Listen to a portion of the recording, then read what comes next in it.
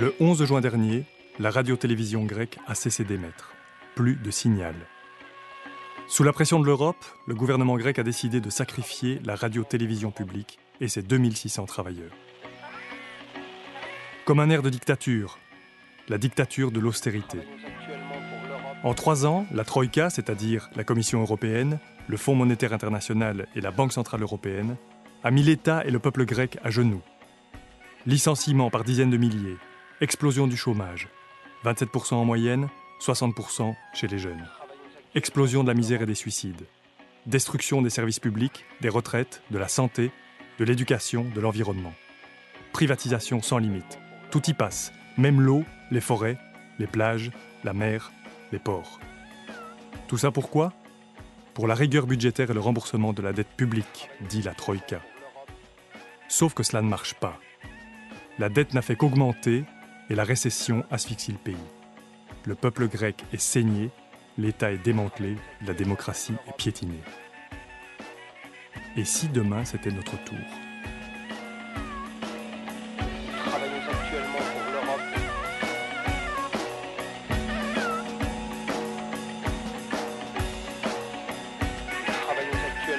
La Grèce est le laboratoire de l'Europe.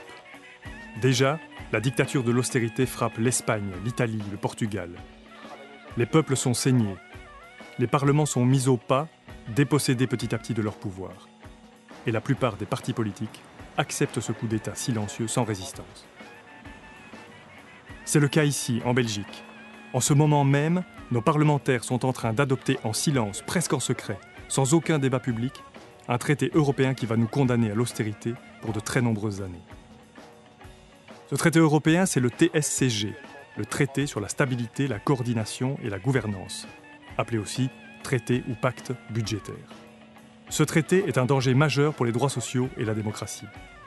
Il vient pourtant d'être adopté au Sénat et à la Chambre, sans faire aucun remous. À part Écolo, tous les partis politiques ont voté le texte et ont refusé le débat public sur le sujet. Chez nous aussi, la démocratie est bâillonnée.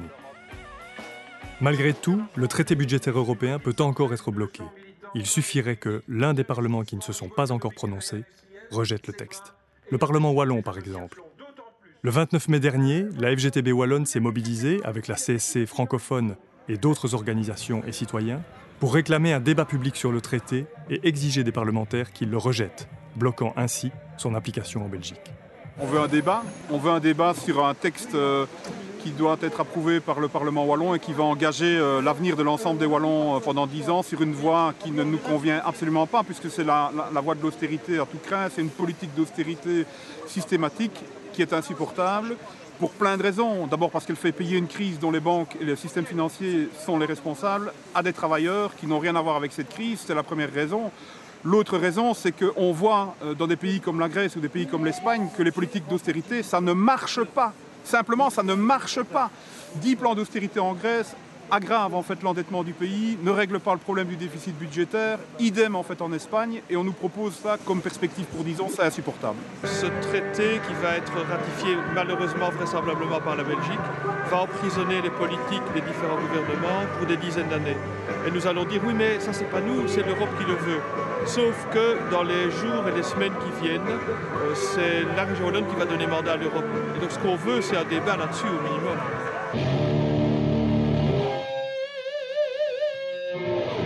Ce jour-là, le président du Parlement wallon s'est engagé à auditionner une délégation de syndicats et de citoyens dans les prochaines semaines, avant le vote.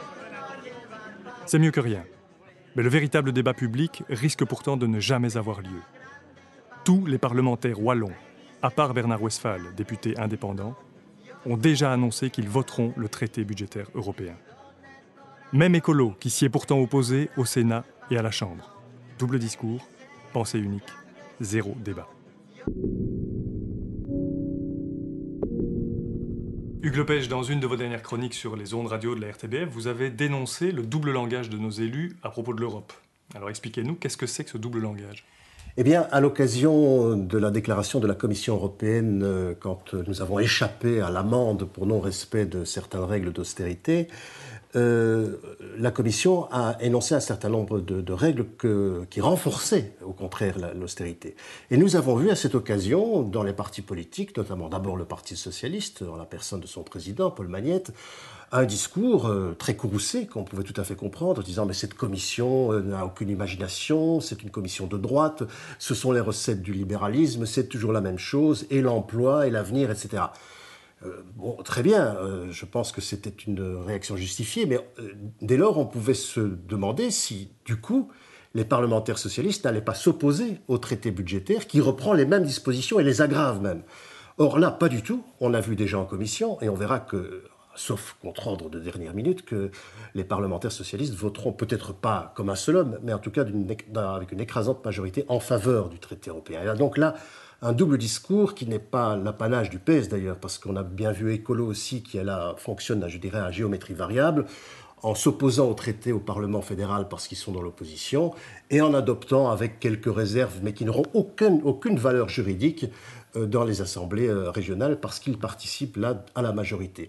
Et ça me semble extrêmement grave, et sur le fond, et sur la forme aussi, parce qu'on se plaint beaucoup à juste titre de la montée du populisme, de la dévalorisation du discours politique, mais mener ce double discours, c'est encore un peu plus creuser le fossé entre les politiques et les citoyens.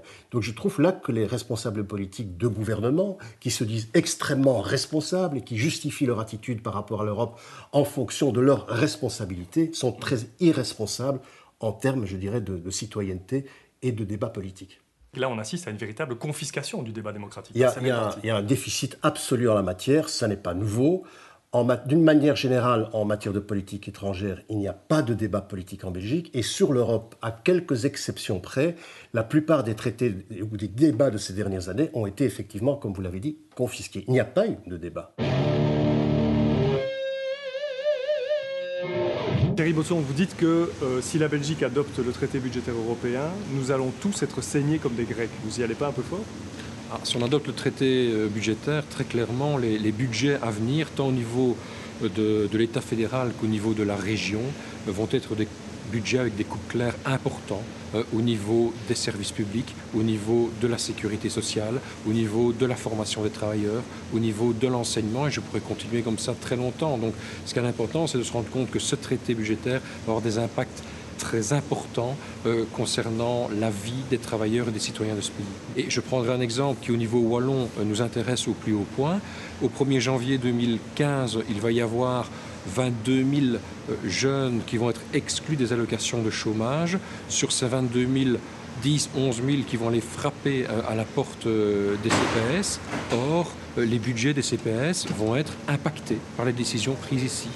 Alors pourquoi on est là aujourd'hui? C'est parce qu'on pense que ce traité budgétaire européen va asphyxier la jeunesse, donc tous les citoyens, mais en particulier la jeunesse. On l'a vu en Grèce, on a 58% de taux de chômage. Si je ne me trompe pas, en Espagne c'est pareil, et en Portugal ça fait qu'augmenter aussi. Donc pour nous, il faut avoir des investissements de long terme, il faut croire au futur, il faut dire non à l'austérité. Nous on revendique l'enseignement comme réponse à la crise, les services publics comme réponse à la crise. Donc on pense qu'aujourd'hui, en fait, les politiques de court terme vont réellement fausse route et les jeunes n'en veulent pas. Les jeunes disent d'une seule voix, non merci.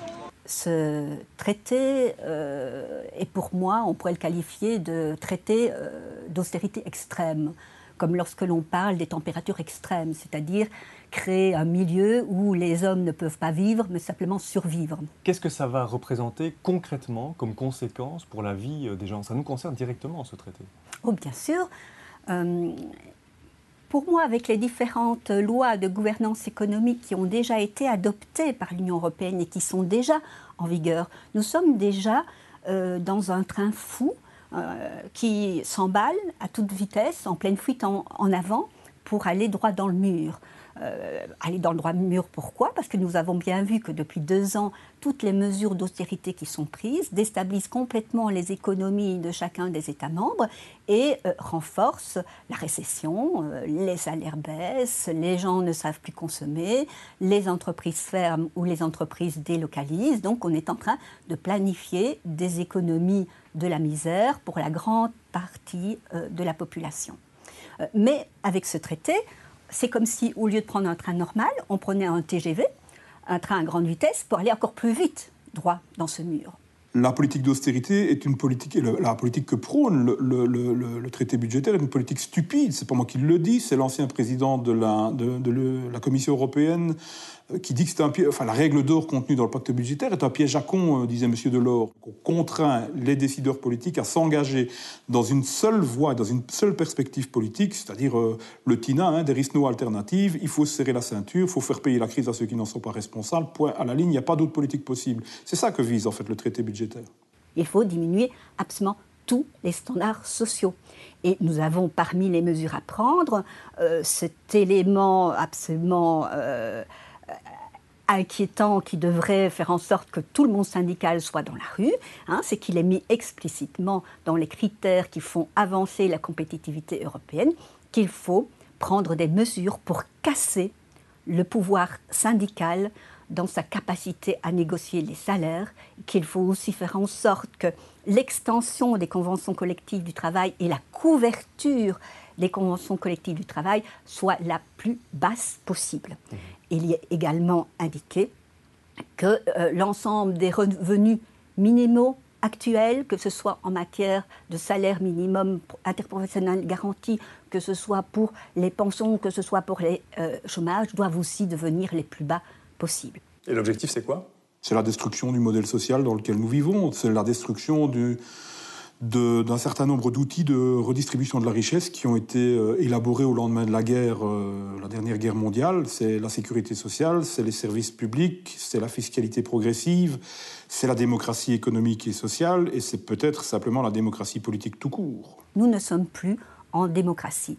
Nous sommes dans un régime de type aristocratique où finalement une petite caste, en l'occurrence les banquiers et les financiers, ont imposé leur vision du monde et utilisent les hommes politiques, la classe politique comme relais de leur vision du monde. La seule façon de se sortir de cette situation, c'est utiliser la force d'une grève transnationale. Il faudrait que dans les fédérations, par exemple, de secteurs en Europe, ces fédérations sectorielles européennes organisent régulièrement des grèves de 2-3 jours pour vraiment montrer que les peuples et les travailleurs refusent ce type de politique. Les hommes politiques ont perdu leur tête et ont décidé de jurer, de faire un serment de loyauté vis-à-vis des banques. Mais non, la démocratie, le suffrage universel, c'est viser l'intérêt général des populations et non pas l'intérêt général des banquiers. Mesdames et messieurs les parlementaires wallons, bruxellois, germanophones, vous qui n'avez pas encore voté, nous vous appelons à un sursaut de conscience. Réagissez, votez contre le traité budgétaire européen. Oubliez la discipline de parti et rejetez ce texte qui va condamner les régions, les communes, la population à l'asphyxie. Votez pour l'intérêt général et la démocratie, pas pour la dictature de l'austérité. Nous travaillons actuellement pour l'Europe.